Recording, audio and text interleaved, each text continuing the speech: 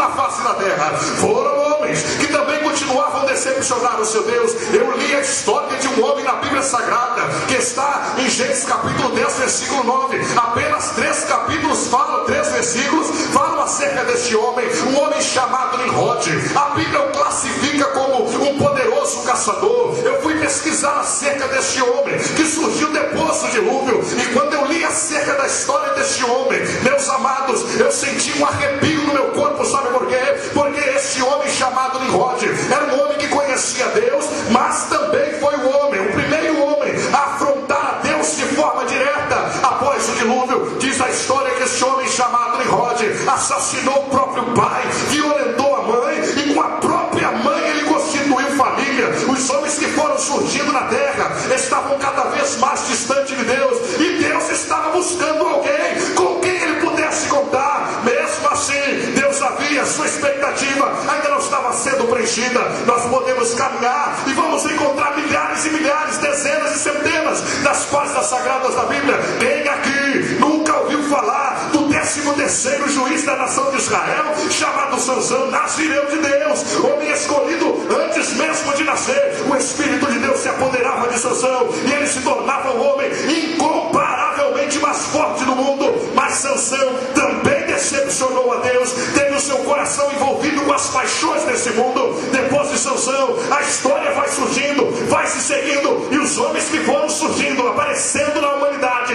eram homens que também estavam decepcionando a Deus. Quem é que nunca ouviu falar do grande homem chamado Rei Davi? Um homem segundo o coração de Deus, decepcionou a Deus. Depois de Davi veio o seu filho chamado Salomão. Salomão, o homem mais sábio da terra, mas teologicamente falando, ainda hoje ninguém sabe se Salomão está no céu ou se está no inferno, porque ele estava desviado da presença do Senhor. Depois de Salomão, homens foram surgindo. Se nós fôssemos falar aqui acerca dos homens que tiveram, interromperam a expectativa de Deus, que decepcionaram a Deus, ficaríamos aqui a noite toda. Eu estou me lembrando agora no homem chamado Geazi. Você já ouviu falar de Geazi? Geazi era um obreiro de um dos maiores profetas que a nação de Israel teve. Era um auxiliar do homem que recebeu porção dobrada do Espírito que habitava na vida do homem chamado Elias. Eliseu tinha um auxiliar chamado Geazi.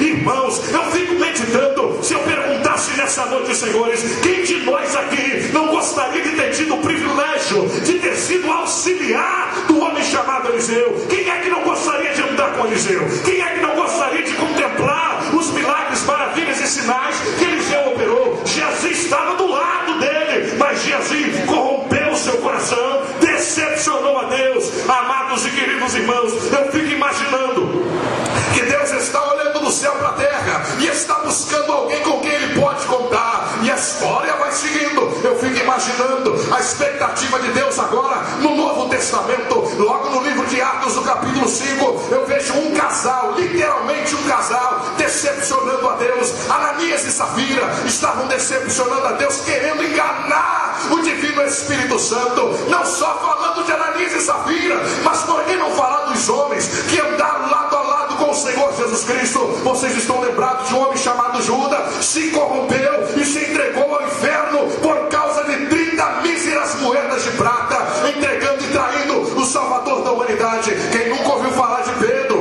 Um homem sério, um obreiro e tanto, mas Pedro também decepcionou a Deus, negou o mestre 3 vezes. Ah, meus amados, no Antigo e Novo Testamento, Deus não conseguiu encontrar muitos homens com quem ele pudesse contar, mas eu tenho uma boa notícia para dar. Neste século 21, nesta hora do fim, e principalmente no dia de hoje, os olhos de Deus estão percorrendo os 4 cantos aqui nesse santuário, e Deus ainda está buscando aqui pelo menos um com quem ele possa contar.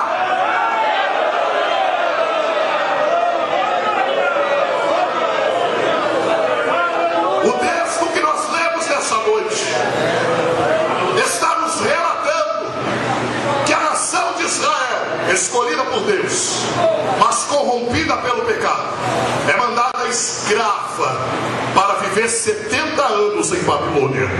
70 anos. Imagine o que é você ser um escolhido de Deus e viver debaixo de chicote. Imagine o que é você ser alguém selecionado por Deus e viver debaixo de opressão, de humilhação. Você quer saber qual era o sentimento do povo lá em Babilônia? Leia o Salmo 137 e você observa o povo abrindo o coração dizendo: olha, nós tentávamos até cantar, mas não tínhamos força nem ânimo para fazer isso. Aqui nesse texto onde nós lemos nessa noite, o povo estava em Babilônia perguntando: por que é que estamos sofrendo aqui? Por que estamos passando por tudo isso? Por que tanta humilhação? Por que tudo isso nos sobreveio? Por que Deus não responde mais a nossa oração? Por que Deus não fala mais conosco? Por que não há prazer em nossas adorações? Porque o povo estava querendo saber. Aí Deus levanta Ezequiel para responder essas perguntas. E a pergunta de Deus é direta, profética e objetiva. Deus usa Ezequiel e diz para ele: vocês querem saber por que tudo isso? Vocês estão passando por isso porque no meio de uma nação inteira eu busquei pelo menos com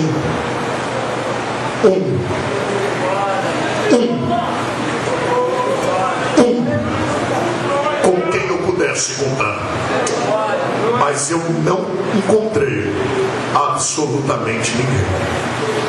Por causa disso, o meu juízo foi executado, a minha ira desceu. Por causa disso, eu não tive outra alternativa senão derramar o meu furor sobre eles. Eu venho nessa noite com a seguinte incumbência. Eu quero vos dizer e afirmar, meus amados, que ainda hoje a mesma expectativa de Deus está de pé. A Bíblia diz que o mundo jaz no maligno. O tema dessa festividade está nos dizendo que estamos na hora do fim. E eu não tenho dúvidas nenhuma de que todos quantos estão aqui têm plena convicção e certeza disso. Mas eu vos garanto e vos afirmo que o Deus desta igreja está procurando com seus olhos, aqui nesse lugar, alguém com quem ele pode contar. E vale dizer nesta noite que Deus não está interessado apenas no seu grau de escolaridade. Deus não quer saber se você sabe pregar bonito, se tem seminário concluído. Deus quer saber se você está à disposição dele. Deus quer saber se no meio de tantos milhares deste mundo ele pode pelo menos contar com você. Deus quer saber se ele pode continuar acreditando em você. Deus quer saber se ele pode investir em você. Deus quer saber se nesta noite você está à disposição dele para entregar as mensagens, para ser usado como profeta, para fazer a diferença, para mostrar e provar que é possível viver neste mundo e ser santo, para provar e mostrar para esta humanidade que é possível andar no meio deste povo corrompido e ter comunhão e compromisso com Deus. Deus quer saber se pode contar com pelo menos um aqui nessa noite. E a pergunta é: com quem Deus pode contar nessa noite? Com quem? Diga para ele: eu estou aqui, Senhor. Eu estou aqui, Senhor. Eu estou aqui. A primeira pergunta nesta noite: como é que eu posso ter a certeza, a convicção de que Deus está contando comigo?